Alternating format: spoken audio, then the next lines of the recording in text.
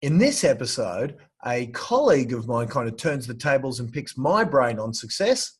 So if you haven't sort of done too much stuff with me, this will definitely get you up to speed real quick. Enjoy. My apologies in this episode, no video.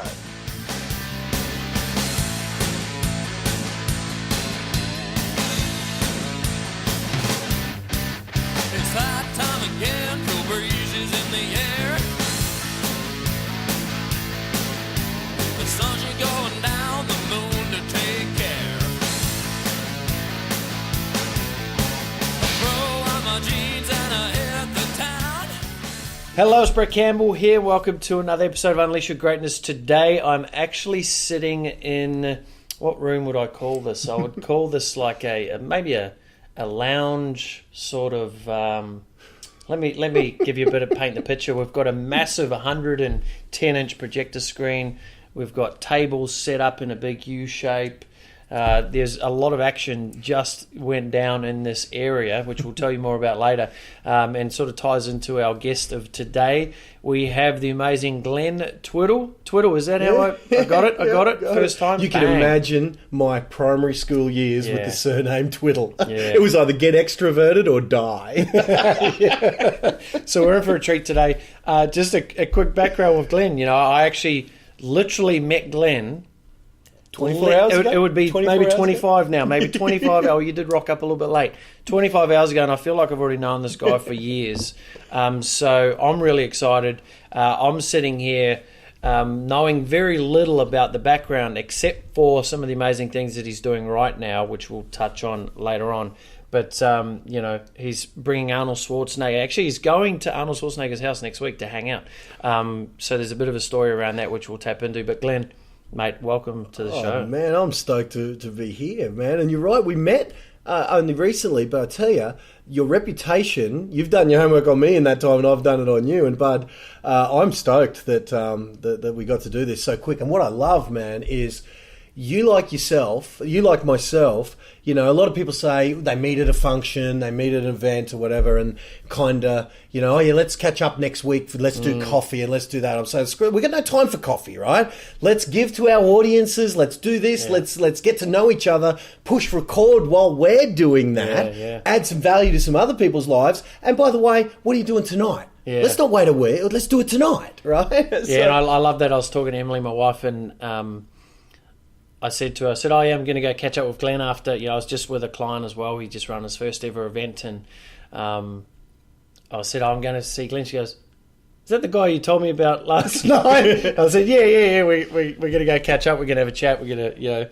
see where it goes and so forth. But it's a valuable point, you know. Too many people, it's interesting. I just handed you a copy of my book called Right Now, you know, which says a lot about myself. That's probably what I said to you now. Do it about next week now. Yeah. What are you doing? Exactly. You know, and you did actually. In saying that, you know, the funny thing was I got a message last night. You sent me the message. It was, and this is another thing too, and this is something that I think a lot of people can learn from, and I share this as an actual tactic at my Unleash Your Greatness events, is how you communicate with other people is extremely important. You know, you didn't just send me a message at like 11:50 or whenever you got home last night. You actually sent an audio message, right? Yep. You sent an audio message to me, which is a different value. It's like people are used to SMSing, but when you have a verbal communication, it's a little bit different. It's like, oh, I got a voice message, right? Plug the headphones in, and you're actually totally engaged to that voice message. Whilst, how many times have you been on your phone looking at a message and you're distracted about other things, right? For sure. So you sent me the voice message, and I thought, I'm going to one-up him. And I sent you a video message. And I think to your awesome listeners, I think he was nude, everyone. I think he was. It's not a surprise to them. It's not a surprise. I've got another podcast show called the Deep Dive Podcast, and it's with a friend of mine in America. And every time we record, you know, we're obviously, you know, face-to-face sort of thing through the video, of course. And I've generally 9 times out of 10 got no shirt on. You know, it's hot in the Gold Coast. We live in the most beautiful place on the planet. Yep. And now every time he's got a running joke, and he always introduces me to other people as, you know, but obviously it's an internal joke, and other people are like, what do you mean he's got clothes on? What is this guy, nudist or something? It's just hot, man. I just have my shirt on. Oh, that's funny. That's funny. No, so take us back.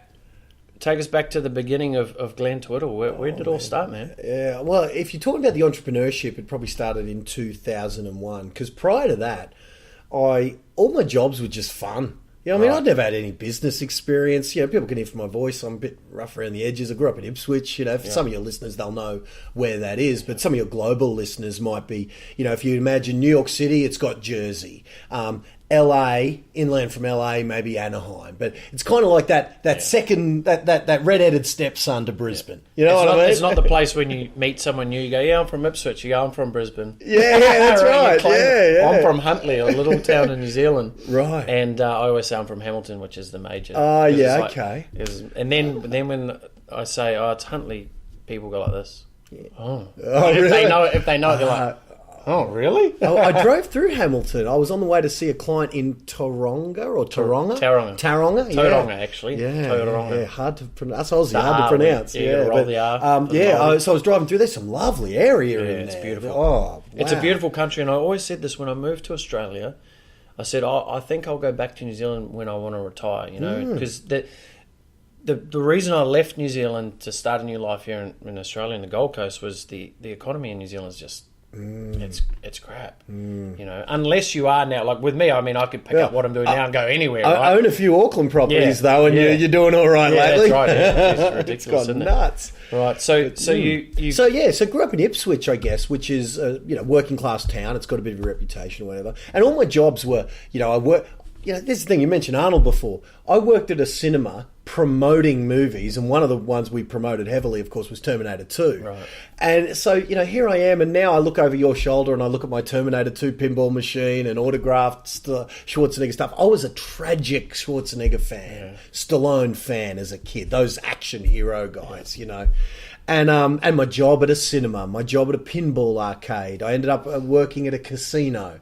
All these jobs, 40 grand. When I ended up being a singer guitar player as sort of the last thing I did before entrepreneurial. How old were you at that stage? 20s. 20s. You know what I mean? 20s.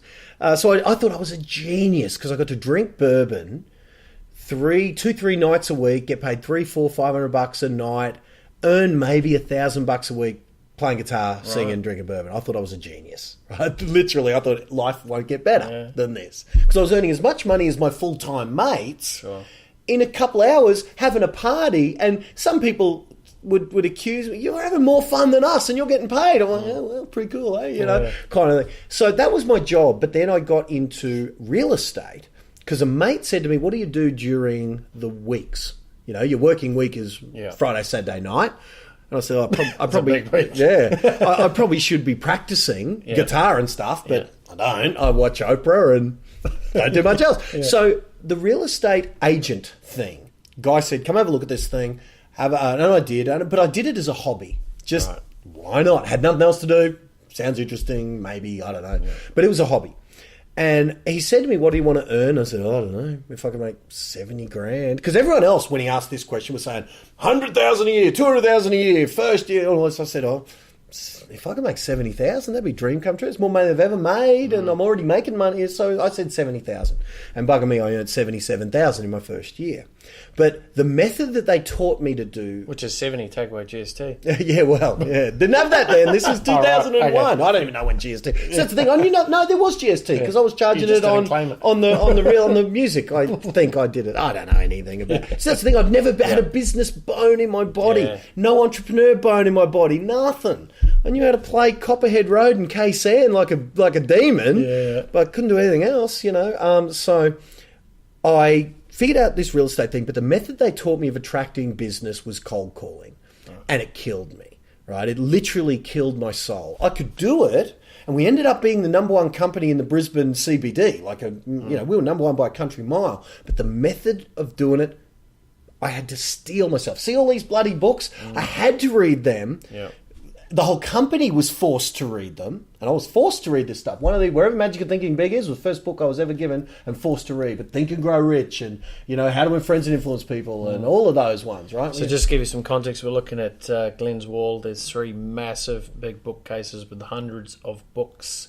He hasn't read any of them. Yeah, I've read. I disciplined myself to read 300 odd of these. Yeah, right. And there's way more than 300 there, but the key to what happened was we were forced to read them, right? Right. But then when I found these sorts of things, I found that, okay, you buy an audio program. Okay, the audio program might cost you $200, but like Larry Wingett or Pete Godfrey, and so as you can see, there's crap loads of audio programs here as well. They were my saving grace because I could discipline myself maybe to read a book a month. But these audio programs, whenever I was driving, I was churning these things out. I added it up a couple of years back, and it added up to about 6,500. So probably by now it's about 7,000 hours. That's an apprenticeship of me listening to these guys, and that was the difference maker. So because I went on this journey, because a lot of the early couple of thousand hours or whatever was motivational stuff to try and get me to be able to steal through those bloody cold calls. Killing me, right? Killing me. Because think about it. I went from being a bloke on stage that everyone liked, life of the party, fun, no one hates you, everyone's buying you drinks or whatever. But then I'd go to the real estate gig on the Monday morning and I'm trying to talk to 100 people cold. Hey, do you want an appraisal? And everyone hates me. So I just couldn't deal with it. Right. You know what I mean? It was killing me as a kind of I suppose, a people-ish person. I don't know whether I'm a... Well, no one likes to be hated. Oh, man. There's a book even here. if you that's the funny thing, and, you could be doing something right now, the listener, you could be in a job, you could be in a situation where that you're not expected... out of 100 calls, you may know that, look, you're only going to get 2 people say yes. It's about what it was. Right? So 2 people say maybe. Yeah. Now, you're going into it knowing that there's 98% of people going to say no, and that's an expectation, but there's still that connection to, Well, there's a tip that I would say to our listeners that if your definition of a successful call is yes, and you know that it's going to be 98 no's and 2 yeses, then you need to make your definition of what's a successful call different. Because sometimes you still got to make calls. If you don't have a budget to market yourself effectively, which is what I teach my guys now, I teach them how to get people to come to us, predisposed to want to do business with us. It's so much better. And there's a formula to that, but that formula won't come free. Meaning you've got to find a way to send a letter, to market yourself, to run an ad, to print some collateral, to get yourself published as an author, all of those sorts of things that you can get attraction business. But in the absence of a budget with which to do an attraction type business in whatever industry one might be in my case, I still instruct primarily real estate agents because I was one of them that figured out how to do it without the cold calls. If someone still doesn't have any budget whatsoever, I teach them how to do cold calls. But what I have as the definition of a successful call is if you can get contact details from someone and implied permission to stay in touch, then we stick them into some semblance of a follow-up mechanism, a CRM, I suppose the real estate equivalent of an Infusionsoft, which some of your listeners would be familiar with, those sorts of follow-up mechanisms. We consider a successful cold call now an email address and a mobile phone number, but preferably because of the low open rates predominant with that. If we can get contact details and implied permission to stay in touch, that's a win. So out of our 100 calls now, we're getting like 90 where we have a win. Right. So it's so much better for, I suppose, the soul. It's the quality, of course. Yeah. It's not about... And then you wear them down. Picking out the yellow pages and just going through, ringing random numbers. So let's go back then. So you're real estate. You got into the real estate. You were doing this Friday night gig, loving life, got into real estate to sell property. Yep. And you hated cold call. Couldn't stand it. So take us through that transition of where you're like, I can't do this anymore. I've got to find something different. Yeah, well, I sort of had a few hints that it was possible to do it different, but I really did start thinking to myself, here's where it really hit me. I'll tell you, there was a moment, sliding doors moment. Photocopier guy from Sharp calls me. Right now, I'm just made the sales manager, and I'm starting to look for a better way because I was pretty good at the listing presentation, and I could steel myself to do the calls. Hated it, but I could steel myself to do it, so I did. We used to have Pat Mesiti come in every month, scrape us off the floor, prop us back up in a chair, and that's how I met Pat. But the Sharp guy comes in. Just so you know, Pat is a motivational speaker. Yep, motivation is absolutely. Come on in and. Yep, just fire you up, come on, guys. Yeah, he'd scrape us off the floor, prop us in a chair, hand us the phone and say, you can do it, Yeah. So the Sharp guy calls me, and then he calls me again maybe a month later. So he calls me, do you need a photocopier? No, man, we got a big one, it's good. Yeah. And he cold calls me again. And I thought, what's wrong with this maniac? I mean, I started to think, how often would someone buy a photocopier? Maybe once every time they start a business? 5 years? 10 years? Maybe? And this guy's calling me a month after I said no. And I'm like, I hung up from the guy and I thought, that's nuts. But wait a minute. I'm now the sales manager that's telling my guys to do exactly that.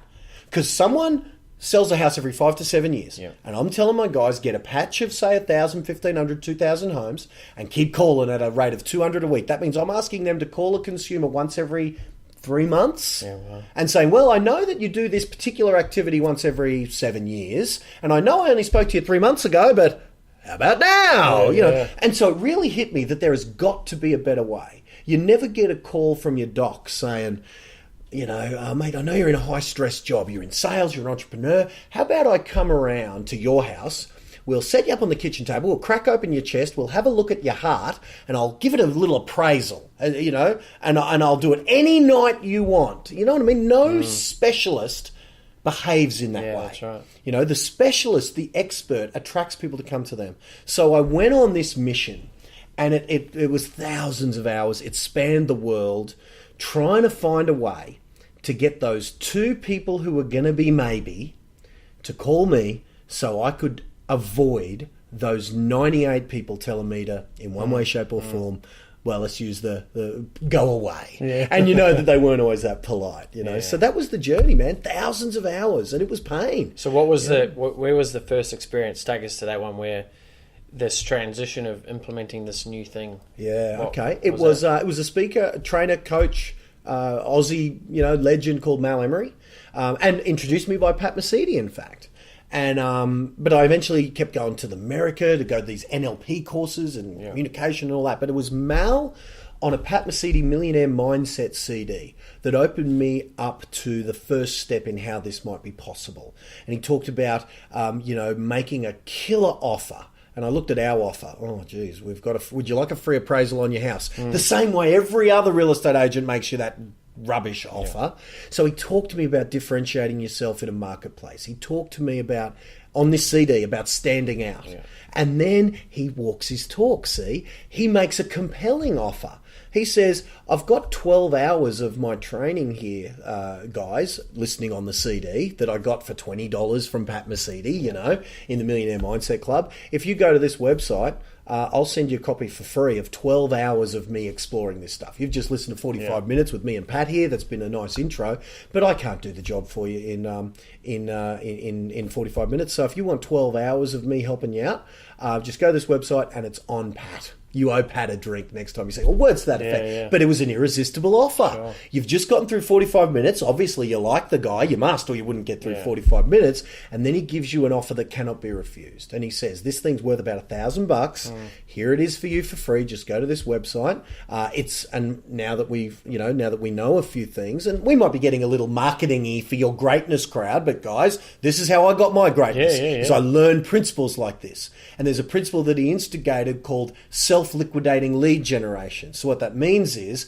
the discs were free, but he charged me $15 for postage and handling and all of that. Now, with the benefit of hindsight, I now know that $15 covered his postage, covered the cost of him producing the discs, and he got my $15. So what he got is a new customer on his list for free, break even. You know, magnificent. And I went on to pay Mal Emery well in excess of 6 figures. So that was a very effective lead that he generated there. But by the way, I do not begrudge paying Mal $100,000 plus because that $100,000 has returned me millions. So I'm a happy customer. Take us then where you first implemented that in your business to transition from the cold calling to, you know what, today's a day. We're changing this thing. I remember the first technique, mate. It's probably still the most. Here's the thing that I don't know if Mal would like. Exactly. The thing he taught me for free is probably worth more money than all the stuff I paid the $100,000. It means he led with his best stuff. Yeah, exactly. Led with his best stuff. So it was this. It was teaching me, and he was co-interviewing, co-training with a fellow called Joel Bauer, and it was on the acquisition of video testimonials. So effectively, the principle is this, that the best way for you to sell your next customer is have your last customer do it for you. You know, that your next customer will vicariously live through the experiences of your former customers, you know.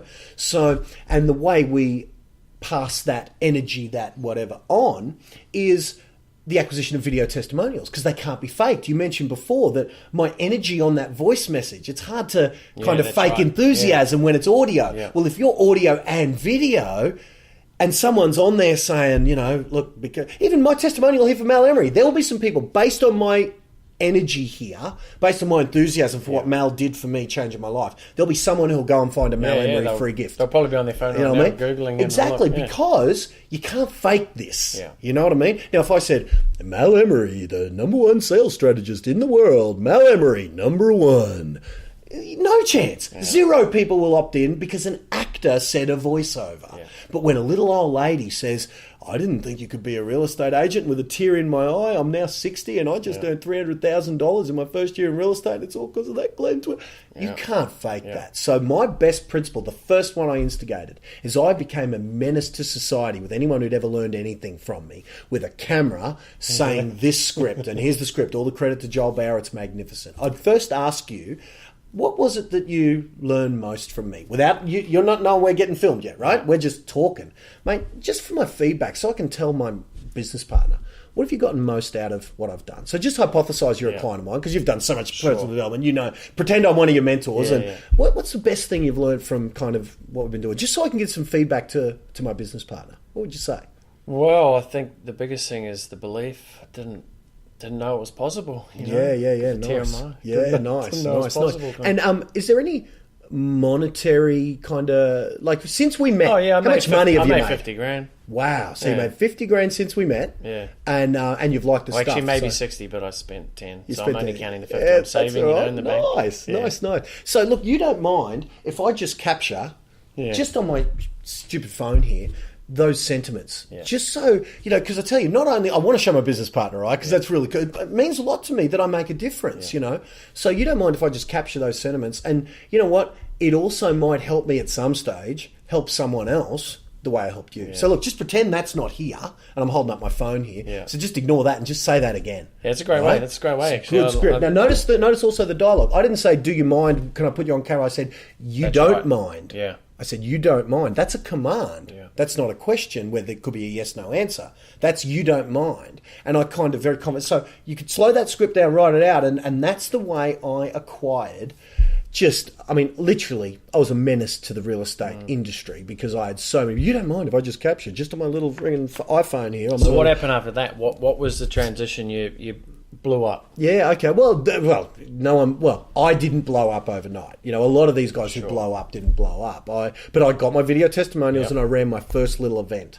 I put... So when you say an event, what was the purpose of the event? To train real estate agents how to do what I've learned to do better. Yep. Okay. To do this thing that I was a few steps ahead of them, but I was still learning and perfecting this trade.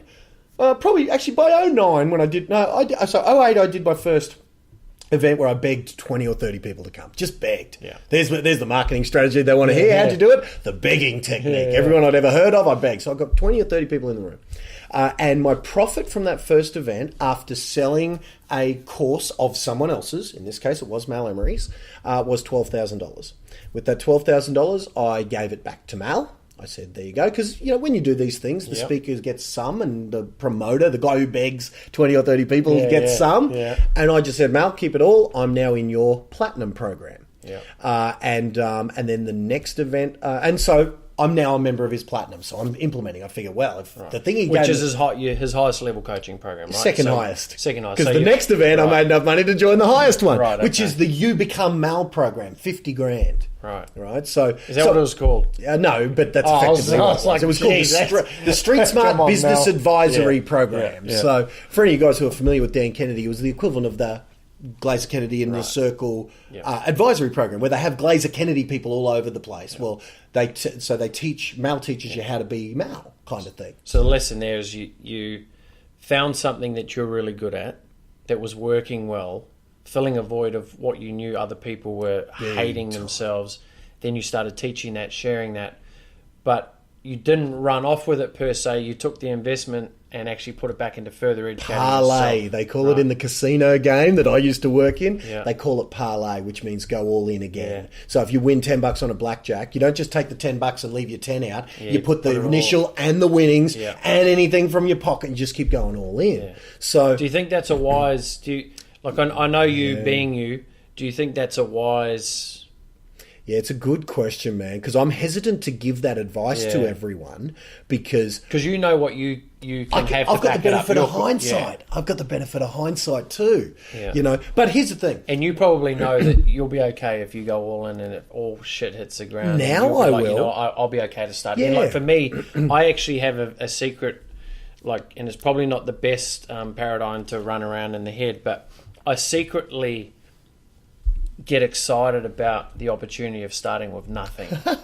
I've heard Gary Vaynerchuk say Nothing, like literally, and I explain in the sense that there's a part of me that gets excited where I just want to walk out of my house with nothing on, and when I say nothing, I'm not a nudist. that. Yeah, but something when with I- this guy in nudity, I tell you. It's all when, good. when I say it, it's the starting from bare bones, from scratch. Knowing no one and just go, how can I build this? Yeah, that excites me, and I don't ever give anyone else that advice because unless unless as they're messed up as me, well, right? I got to spend some time with Gary Vaynerchuk. I went to VaynerMedia. I was on the Gary V show, and Tony Robbins was on the Gary V show yesterday. I'm like, Tony, you stole my spot, dude. I love that. I was just listening to it on the way over. Yeah, he's an interesting dude, our Gary. But he has the same thing. He said, I think it's a sickness that on some level I want to lose it all just to show all you lot that I can do it again. You know? And I do feel, and I've felt like that for forever, and I even asked some friends, and I say, imagine, like, what would you do? Like, what would your first move be? You've got everything in your mind. Like, the only thing you've got is left your the knowledge. brain. You've got your brain. Yeah. And that's why I probably do get excited because I love the challenge. I love the new thing, But I also love having money in the bank and a nice car and house, and get to go on holidays too, right?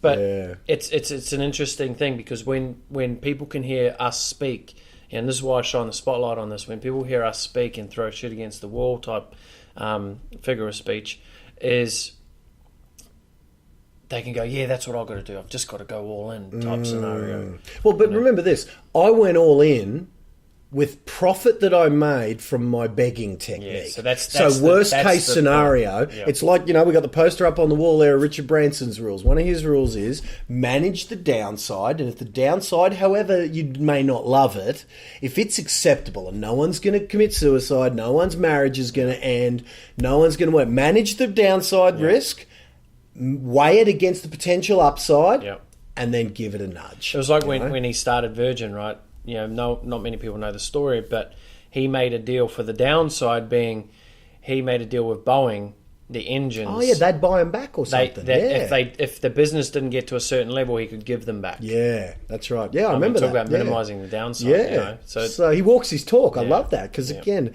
and that's kind of how it's been. Now you mentioned, whether you'd advise that. Well, I did it, and that was my thinking. I thought, well, if it all goes to hell, I've lost my 12 grand, I've got a bit more information, or whatever. So then I did another event, and it was Brett Thompson, who we met again, who was I didn't meet him last night, I met him back then, because he was there at these events I'm talking about. He was there. He was at my first beg event with 20, 30 people there, and he said, what you should do, mate, next? He said, the real success is in a 2-dayer. You should do a 2-day event. So that's what you do, because I listen to my mentors. That's one of the keys, is when one of these guys gives you some advice. I was so dumb, the Ipswich thing, I had no experience, no idea. Of course, if Brett says, I do it. If Mal says, I do it. So Brett said the magic's in a 2-day event. So I thought, that's where the magic is. I'll do it. So I used the begging. I got a faculty of my 10 closest mates in the industry. And we went to the coffee club at Milton. And I said, righto, it seems the magic's in a 2-day event. So we're going to do, in a couple of months' time, the Queensland Real Estate Agents Summit. And I figure if each 10 of us can beg 20, we'll have 200 people and we'll have a successful event. That was my formula. That was your business plan. And that's it. The begging technique, exponentially by 10. Yeah. And it ended up happening that 4 out of the 10 did nothing, which is fine. Yeah. I don't hold against them. They were part of the 10. 3 out of the 10 got their 20. 2 out of the 10 got 80, which I was one of them, of course. And my business partner at the time, or no, you couldn't call it a business. The guy who had a job and had 6 weeks off and said he'd help me, right? Yeah. That's that guy. Love him. We got 80 each. We got our 200. Yeah. You know, and with that event, after all the expenses and all, I think my profit might have been 80 or 100 grand, right? And so I gave 50 of that back to Mal. I said, dude, I'm now part of your You Become Mal program now. Because you don't get all that money up front. That was the profit. But so I had 50 grand. Sure. All that went back to Mal as well. So I did the UB. So I just kept and so that worked. It was nice. I figured out how to make 100 grand in a weekend. Nice. Okay, what's next?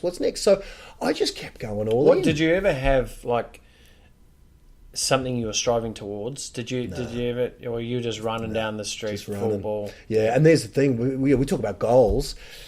I got to say, I'm embarrassed to say, my goal was just see how this ride goes. Right, like, see where these next levels are, you know. Yeah. So what I did was I thought... Which is not a bad way to look at it, you know, at times. And for a lot of people, if you're listening, you're stuck and you're not really sure what you want to do. So people get so caught up in the biggest thing, you know, with my book there right now, is one of the chapters is about how do you find your purpose, right? But the chapter is your purpose has already found you. You know, like, I truly believe your purpose has already found you. You don't need to go find it. Interesting, because you're right. I didn't. If you'd have asked me back then, even now, if you'd have asked me, I'd think, I don't know. Do good. So maybe I'm the poster child for those ones who really don't know. But there must be something. You're right. There must be something. That 16-year-old that literally idolised Arnold Schwarzenegger, I found a way to be in business with him, to socialise with him, to be on his poker mates invite list every year. I go to his house, we play poker all day, sitting next to Don Cheadle and Tim Ferriss, and, you know, I think his name's Jim Caviezel, the guy who played Jesus in Passion of the Christ, like all these Hollywood legends, and me. Yeah. So maybe that is it, but I just couldn't articulate it. Yeah, you know what I mean? So, but what happened is, somewhere around here, there's this guy here, John McGrath, right? I had a Shark Tank out of a real estate icon.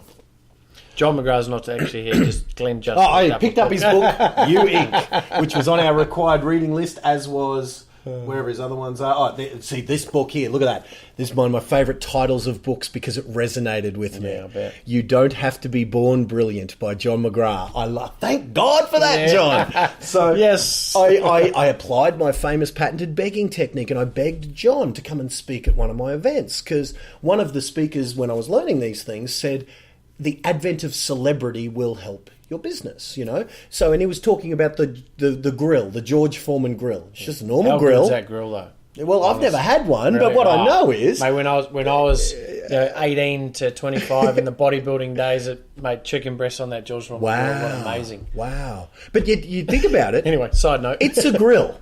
Yeah, that's it. And yet, chuck George Foreman on there, it's a multi-billion-dollar industry, with the advent of celebrity. And that's the only thing they did, chuck a celebrity on there. So I thought, well, the closest thing real estate's got to a celebrity, our celebrity is John McGrath. Yeah. So I begged John, he came to an event. Bugger me, 600 people came. And I thought, ooh, that's interesting. With me and my mates just kind of doing all that, 200 people come, put John McGrath there, 600 people come. So I thought, oh, so I went in levels. After John McGrath, I thought, okay, who else? Who's my favourite motivational speaker? Okay, Eric Thomas, E.T., the hip-hop preacher. And I thought, oh, he's a... So I asked myself, how do you do that? You know, so I reached out with a message on Facebook, and I just said, what would have to happen? Or, you know, never thought come to Australia or whatever. And within a year, within a year we did it. Well, he's very not... He doesn't... See, that's what Glenn's saying here is he had no freaking clue about how to go about these things. It started with a Facebook message, and that is how easy it is in this day and age for us to create opportunities. It's unbelievable. Yep. Like, you know, people think, oh, the news, the TV channels won't want me to be on there. They won't take up my story. The newspaper won't publish me, or this magazine won't publish me. When I started as a fitness trainer, I sent an email out to 12 magazines, and Oxygen magazine, which is a popular female fitness magazine, said, sure, we'll publish your articles. That's how easy it was, right? Ask. What a great concept. Ask. It's crazy. And you'd be surprised when you ask with the right energy. Yeah. You'd be surprised who says yes. Yeah. And it's energy alone may not get it, because sometimes you might have to have the right energy, and you might have to have the ability to write a check. Yeah. But I know that a lot of people say, how'd you get Arnold? For the first time when I got Arnold Schwarzenegger. A check alone wouldn't have done it. Energy alone wouldn't have done it. But the combination of asking in the right way, being a total pathetic fanboy, not trying to play corporate idiot, saying, Arnold, I've got to, I was asking in the absolutely the right way. I asked the right question. How'd you do it? Well, I asked, I found the right people, I researched online. Right. I found a lot of lead generation websites that say they rep speakers, but they don't. Right. They're just, what they are is they acquire leads, they get you and your offer, they take it to the right people, and they clip the ticket a little bit, Sure. So there's a lot of those I went through, but I eventually found the people who represented him, and you got to go through layers. Yeah. Asked the right question, answer came back as no, and then I asked this, I don't know exactly how I worded it, it was basically, well, if I just said anywhere, anytime in the Australia-Pacific region that's convenient to you, whenever, just let me know, because we'll talk. And no turned to probably not, and probably not turned to maybe but probably not, and then maybe but probably not turned to maybe and possibly, and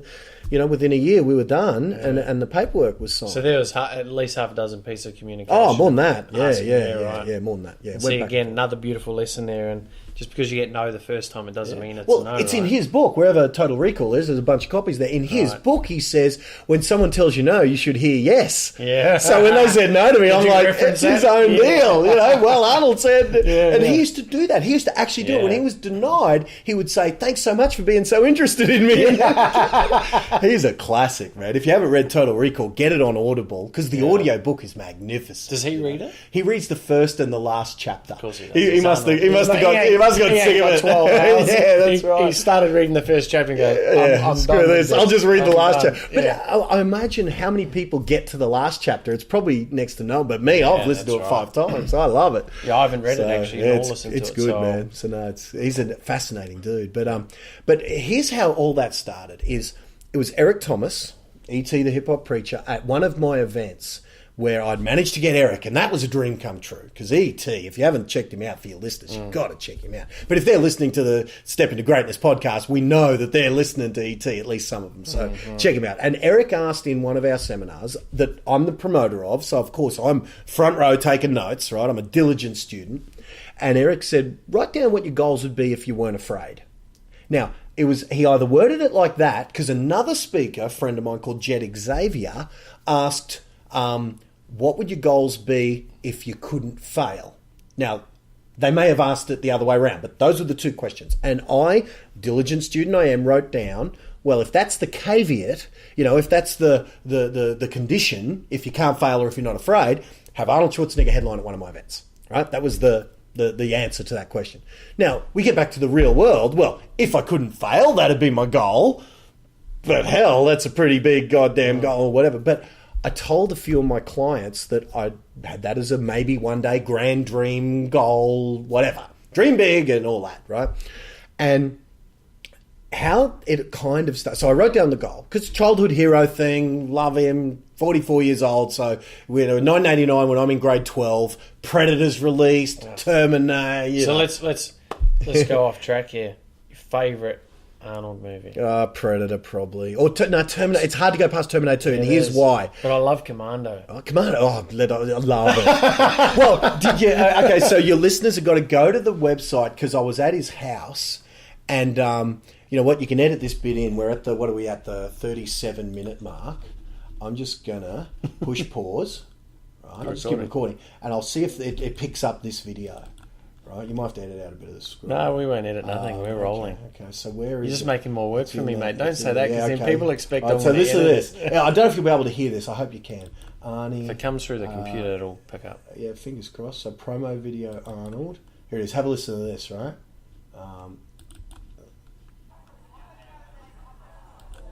Remember, I promised you I'll be back. Okay, so have a listen to this. Now remember, I promised you I'll be back. I lied. Just joking, guys. I am back. That's the bottom line. The Terminator always keeps his promises. And I say I'm back. I am back, and I'm looking forward to it. All right, so he goes a little bit. But remember in Commando when he says, remember Sully how I promised I'd kill you last? Yes, I lied. And he drops him off the cliff. How funny is that? He he is his characters. Yeah. You know, he just called himself the Terminator. Yeah. He doesn't shy away from what brought him to the dance, and he actually embraces it. Of course. You know what I mean? Like somewhere here. Let's have a look at this. Here you go. Check this.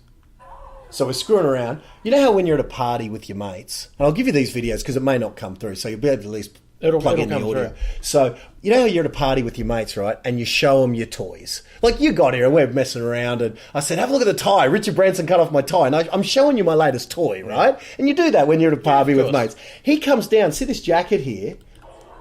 Remember the movie Hateful Eight with Tarantino? I wore one of those in Canada.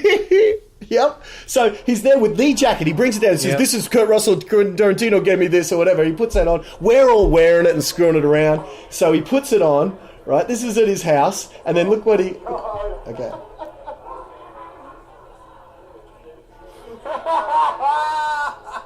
So we're watching Arnold wearing a massive jacket. What is that? It's just a big thing. It's that thing Kurt Russell was wearing in that Tarantino movie, The Hateful Eight. It's just a big fur thing, you know? Heavy as anything.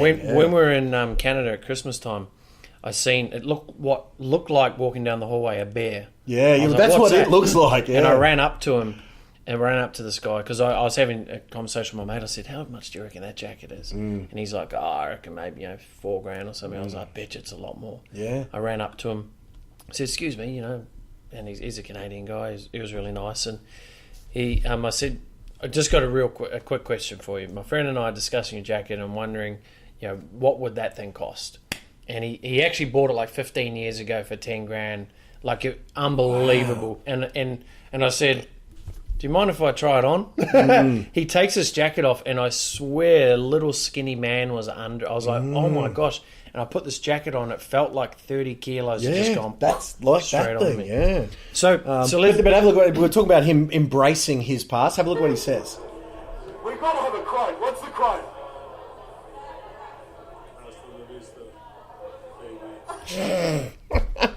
So he threw an Hasta La Vista baby on us, So he does embrace his history, And I think that's a really important thing as well, like someone like Arnold who's done what he's done, become a governor, and basically totally remodeled the fitness world.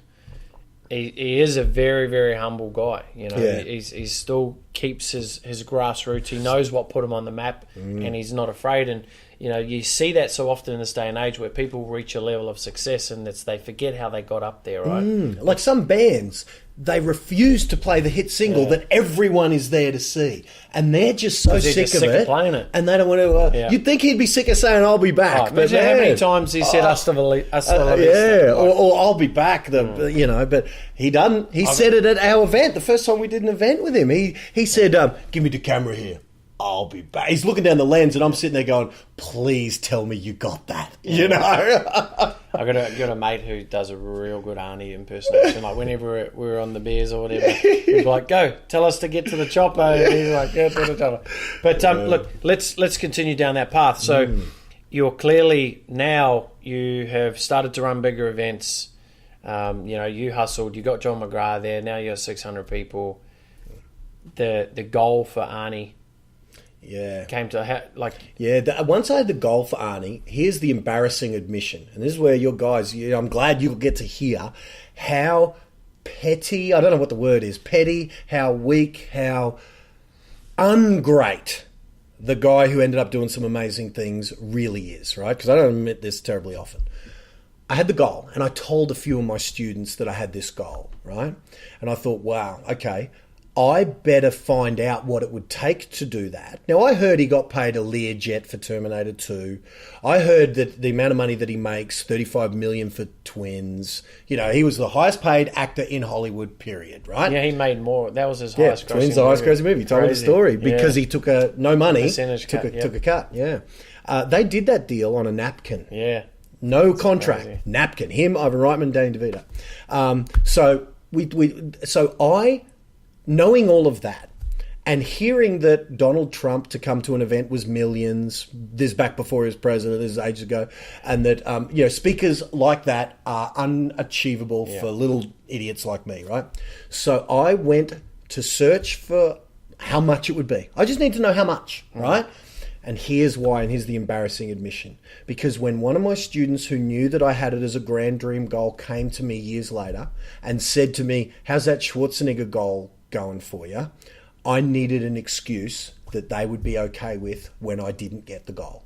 I needed to be able to say, well, you understand, $1 million. $2 million, $1 million bucks, no one's got that, can't profit, blah, blah. I'd have my excuse. And the scariest thing in the world happened because it came back of what it would take. Venue, everything, right? All the costs and all that. It was more money than I had. It was more money than I could get access to. It was more money than mortgaging houses that I had. It was more money than I could do. It was certainly more money than I could justify, and it was more money than would be a profitable event, right? But only just. It didn't give me my excuse. Yeah, right. Right? So I kind of had to keep exploring and following up and seeing. I had to keep following up until they said no, not me. Right. Right? Because I needed my excuse. And when it got to kind of, okay, we're on, dates, agreements, blank contracts ready to sign, I'm like, shit just got real now, didn't it? You know, so I signed it and gave him the deposit, and it came back signed with Arnold Schwarzenegger's signature on it, not an agent. I Googled it to make sure, because on Wikipedia you can see his signature, and holy shit, that's his. So what was the first thing you did once you got the contract back? I shit myself. And I snapped it. Literally. No, I shit myself. I snapped it. I social media'd it. I said, oh, well, looks like this is on. Straight you know online. what I mean? So I'm always thinking like a marketer. I'm thinking, now I need to kind of find a way. So I begged every client of mine. I said to some of my clients, dude, I'm going to need a couple of years coaching in advance from you. I pulled in every favour from everyone in the industry that I'd ever known ever. I begged every speaker to waive every speaking fee they would normally have charged ever. Yeah. My begging technique seems to be a bit consistent here, brother. Hope you're not going to beg me for fucking anything. Well, what do you want? You know, that's the thing. But, you know, it's just kind of... It worked. But the reason why, and I want to preface this, is the reason why you were able to cash in on those favours is because you are delivering so much value, you know, and that's the whole message here is making sure you're delivering value first so that when you do need to call in the favour, and, you know, I call it the emotional bank account, you know, you cash in the chips, you're just building the emotional bank account. Yeah. You know, you'll be surprised what a set of flowers does for your wife, you know. Man. Well, yeah. Well, Zig Ziglar buys said... you a couple of days. But in a professional sense, I mean, Zig said, you know, help enough people get what they want, you get what you want, you know. Well, there's a Harley Davidson out there in the garage that Glenn Twiddle didn't pay for. 20 of my clients got together, chipped in, and it wasn't charity. They knew I could afford it, right? It was only last year, year before. They chipped in. They got together 6 months. They got together in this little secret society Facebook group that I didn't know about, and they had this big thing because they knew that I wasn't a car guy. I've never been much of a car guy, but they knew I liked Harleys, and they knew I sold my Harley to get into real estate. And because I got busy, I never bought another one. Not because I couldn't, but they bought me a Harley, $30,000 bike. Now, here in Australia, we don't have a tipping culture. No. You know, we don't tip, really. We pay for services, and they paid me for my services. They gave me a Harley Davidson just as a tip to say, thanks, man. Yeah. So you're right. You know I must be doing something right. All my students listening to this... Well, you know, it is funny. That's how it started. Yeah. I said a joke on one of my first audio CDs. I was talking about customer service. I was talking about Lexus. And I said, Lexus is awesome. And I talked about the sales process that Lexus used when selling a Lexus, a car. Yeah. And I said, and I'm not even a car guy. I'm more a Harley Davidson guy. So, guys, I know you haven't paid much for this program. So when you make $1 million out of this, buy me a Harley. Joking. Yeah. The buggers went and did it. Yeah, I've said that before on a podcast, actually. I said, send me... I said, I like gifts, as you know. I like presents. Send me a gift. Someone looked up somehow found my address and sent me a gift. I'm like, I got a cupboard full of bourbon in there because people know I drink bourbon. They know I'm a bit of a bourbon drinker, right? And so I tell you, I haven't bought bourbon in years because every event people bring me the best bourbon. There's literally a cupboard full of it in there that I'll never get to. How do you like Woodford? Do you like Woodford Reserve? Yeah, not bad. Okay. Maker's Mark's my winner. Right. I love the Maker, but you know they're all good. I like Jim Beam, you know, but in the cans, it's all good. Don't have it with Coke, soda water. Yeah. Bourbon and soda in a tall glass. Oh, when I was playing gigs, that was mother's milk, you know. Right. So, so it's kind of give first, and that law of reciprocity, that law of psychological indebtedness. Yep. When you give especially if you give without knowing that law or that principle. If you give expecting. without expectation, Harley Davidsons roll up, bourbons roll up, favours roll in when you need them, you know, and so, you know, and here's another principle for your crew. None of these big things that I've done, where there's literally a lot of money at stake, costs a lot of money to do these things. If I break even on them, happy Glenn.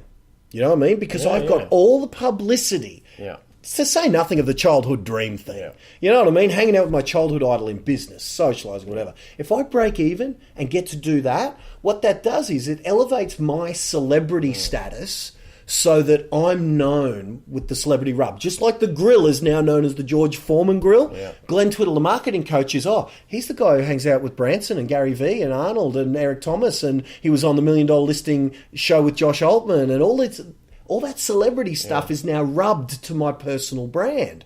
So based on that, I can monetize that later. Or when I'm doing an event without the big expenses, people actually come to that event because I'm now got a little bit of the celebrity rub. Mainly to my niche, like to my world, real estate. You know, the average 100 people down the street have no idea who I am. But if there's a real estate conference of 100 people, 99 of them will know exactly who I am. Yeah. 9 of them will hate me.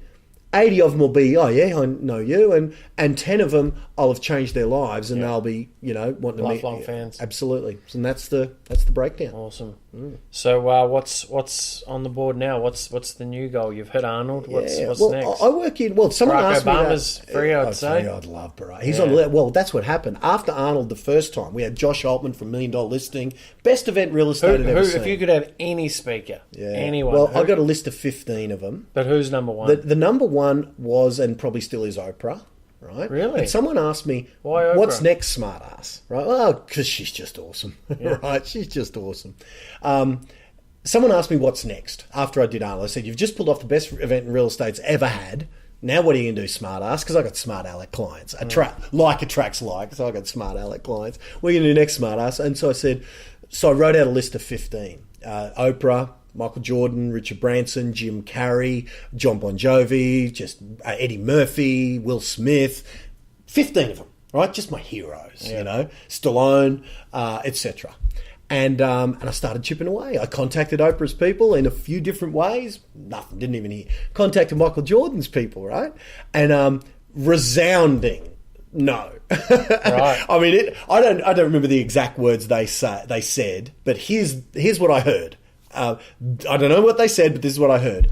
Glenn, you don't even have enough money to even interest us. Yeah, you know what I mean? Right. They didn't even throw out a $20 million just to make me go away amount. Yeah. You know what I mean? It was just, there's no amount of money. You know? Who do you reckon would claim the highest? Maybe speaking? Oprah. You reckon? Maybe. Yeah. She has changed the world, that woman. Yeah. You know what I mean? Probably Oprah. I don't know, though. Yeah. But what happened was number 3 on my list. Again, it all got scary because I was looking for people for the next year. This was only a month after Arnold, right? Yeah. 2 months or something after the Arnold event. All the craziness has died down. I'm wiping my brow because you were saying what's next. I work good in 90-day chunks, maybe 6 months. I haven't got a 5-year plan. I know 90 days, you know. Yeah. So with that in mind, I'm maybe half planning for the next year for the first time ever. And bloody... 1 on my list, Oprah ignores me. 2 on my list, Michael Jordan says, forget it, idiot. 3 on my list comes back with an email, and I must have read it 100 times because it was fantastic and scary as hell all at the same time. It was from Richard Branson's people, and we'd gone through a little bit of backwards and forwardsing, and we'd found the right people, and we finally got to his inner circle. And it comes back saying, at this stage, we're not planning on being in Australia for when you want, a year from now. But, and I quote, because I read it 100 times, but it would be great if we could do something in September this year, 3 months from now, right? And I'm sitting there thinking, this is not smart. It's and not. When was this? This is recent. No, this is 2 years ago. We did Arnold now, so it was 18 months ago. Okay. Yep, so 18 months ago. And then 12 months ago now we did Gary Vaynerchuk. So every 6 months it seems we do something big. Mm-hmm. Not by design, but just because when Richard Branson says he wants to play in 3 months, all that went through my head was this is a bad idea. We're going to the well once too often. We've just drawn from this. There's too much. There's only so many seminars people can go to or whatever. But overwhelmingly, with all that negativity in my head, thinking this is a bad idea, there's that Richard Branson quote that says, when someone gives you an opportunity and you don't know whether you can do it, say yes and then figure it out on the way. Yeah. And that's all. And so I had to say yes. I thought, if Richard Branson wants to play, Glenn Twiddle is going to play. Yeah. And then I just thought, I managed the downside. If it all screws up and goes to hell, good story. And you live in Australia, man. It's all good. Land of opportunity. Yeah. That's it. And they can't take the brain. I can do it again. I just might have to, whatever. So I thought, okay, I've got to do it. And again, what we pulled off was called the Titans of Real Estate.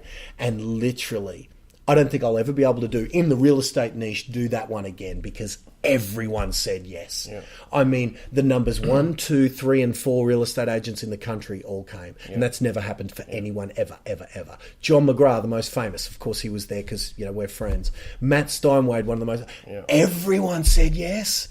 And I called it the Titans of Real Estate, and I thought that this doesn't get any better than this. So what's happening now? Yeah. From now, well, after that was Gary V, because I thought, okay, if I can do this, who else? Gary Vaynerchuk said yes, and then at Arnold's house playing poker, we were talking about doing another one, and I said, well, because Arnold was supposed to headline the one I did with Gary V. It was supposed to be Arnold and Gary V as my co-headline. It's going to be big, and I mean, it's a funny story that serendipity works, because the Celebrity Apprentice that is airing now, most of it was filmed 12 months ago, right when my event was supposed to be. Right now, we were booked and agreed to do that event. We were agreed and everything. But I got the call saying, Celebrity Apprentice, Donald Trump's looking like he's running for president, so he can't do The Apprentice, so Arnold's doing it, and you're the first casualty. So it's almost like, literally, I was the first one fired on that show. Right. But I can genuinely say that Donald Trump screwed my business over directly, But it was at his house a couple of months after that where we were talking about it over a bourbon. And he said, well, next year we got to do it, So here I am, gut full of bourbon, getting goaded on by Arnold Schwarzenegger, saying, we got to do it, making, literally a significant financial investment, not quite $1 million, but not terribly far off it. And here I am making this decision, being goaded on by my childhood hero. Yeah, so of course, got to say yes, and that's where we're at now. So, which is 6 months later, and we're at that right now at the time of this recording. We're 2 weeks away, and that's at the start of this when you said next week.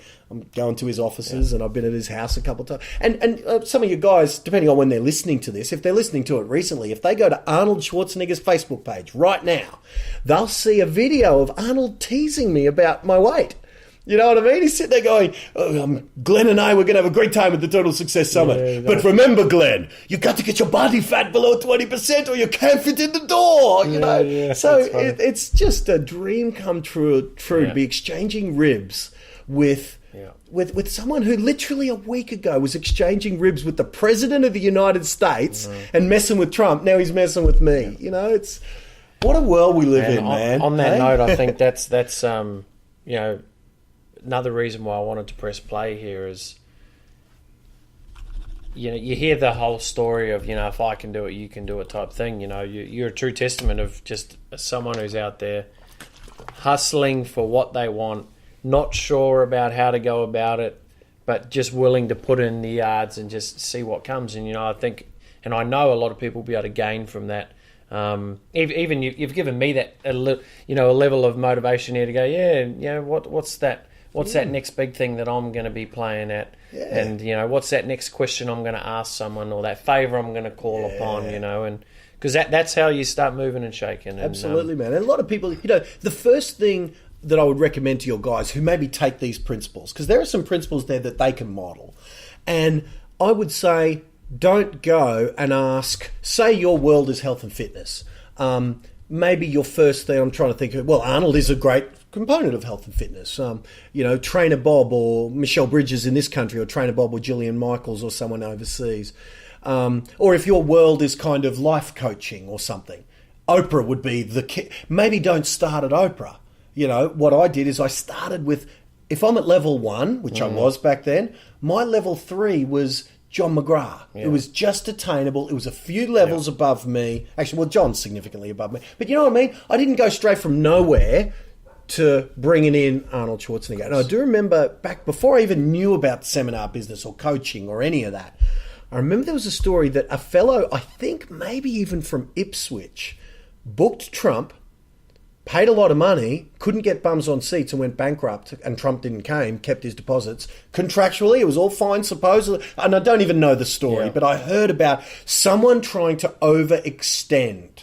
You know what I mean? What I would recommend is crawl before you walk. And if you've never done an event and you're a life coach and you've heard this, events seem to be the way to go, Glenn. Instead of this one-on-one prospecting like I'm doing, I should put an event on and then I get to talk to my people. Well, do what I did first. Don't go and pay all of your savings on running your first event. Beg and get 20 people in the room and see if any of those 20 want to engage your services as a life coach. You know, don't get 400 people in the room that costs you $100,000 to run that big event and figure out then that you can't sell your life coaching services. Practice on the 20. Yeah. Beg and get them in the room for free. Go down to the profit space that Brett and Roscoe have got down there, where they've got a free room for you to put 50 people in there. And so then you've got no venue expenses. Beg to get 50. And warm up to it, I guess, before you go all in. Or, you know, if you're only just starting out, going all in isn't lots of money. Yeah, there's not much to put on the line, right? Yeah, so levels is a good thing. And I've loved going from level 0 to 1.5 to 2.5 to... And I tell you now, what's not possible? You know what I mean? What's not possible? What's that next thing for you? Yeah. You know, what is it for you? Where can we see Glenn? Stay out of... stay alive on this all in, which is going great. I mean, when you've got Arnold Schwarzenegger and Jeff Fennick and Michelle Bridges, we've got a massive lineup for this thing we've got coming up. So it's get through that. And then we're talking to a few players for the next thing. But here are my two options that I haven't decided on what we're going to do yet. I did 2 little events in the last year over in the States. And so really my two options, it's pretty simple. It's either change geography, stay in the niche, meaning go to America and play real estate, or put 5,000 people in Vegas. Well, that's going to be... well, again, my first event I did, it was in Fort Worth, Texas. I went back to my begging technique. Well, no, I paid money, but it really did remind me of the first event. There was 30 people in that room. 30. Because I got no reputation over there. They don't know me from bar and soap. 30 people got in the room, starting again. You know, so that's option number 1. Change geography, maintain the niche of real estate. Or keep the geography, change the niche, meaning go more generalist. Because these principles I teach, if we can get a real estate agent known, liked and trusted and engaged, and it's an industry that really the public don't like, it'll work for a life. Well, it already is. I've got life coaches. I've got lawyers coming to me saying, if you can make a real estate agent trusted, come and help my lawyers, my legal practice. I've got a preacher, a pastor who runs a church, doesn't own a church, but he runs a church, wants to grow his congregation, coming to me saying, can you help me? So they're my two options. Same geography, broaden the niching and become more a generalist, or keep the niche and play in a different geography. So those are the two things that you're going to see from me next, one or both of those two things.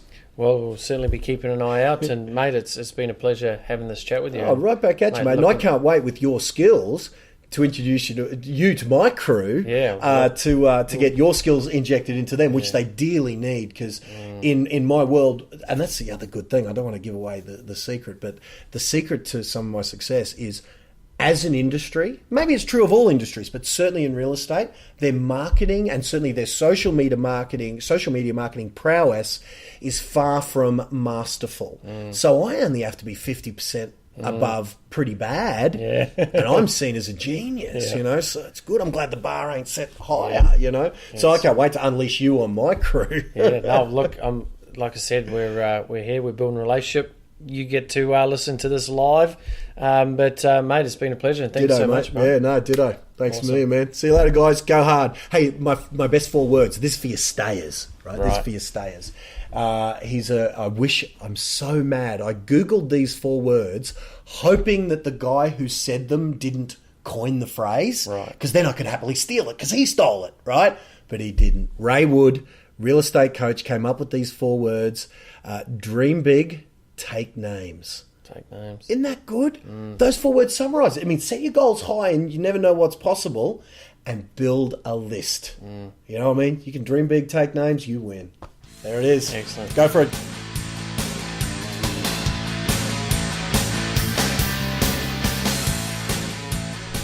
Wow. Well, there you go. I hope you liked the episode. If you liked that, then what you need to do is you need to subscribe. You need to get more of this craziness because we got more are coming. I'm never standing still, and we've got so many more guests. We've got so many more strategies, more out-of-the-box thinking. So if you haven't subscribed, literally, you're like throwing away thousands of dollars. Because I tell you, if you haven't subscribed, you don't come back. You know what I'm going to do? I'm going to find you, I'm going to market to you, and I'm going to charge you for the very stuff that on this podcast we give away for free. So whack that subscribe button on whatever your favourite podcast weapon of destruction is, and we'll see you on the next episode. Bye for now.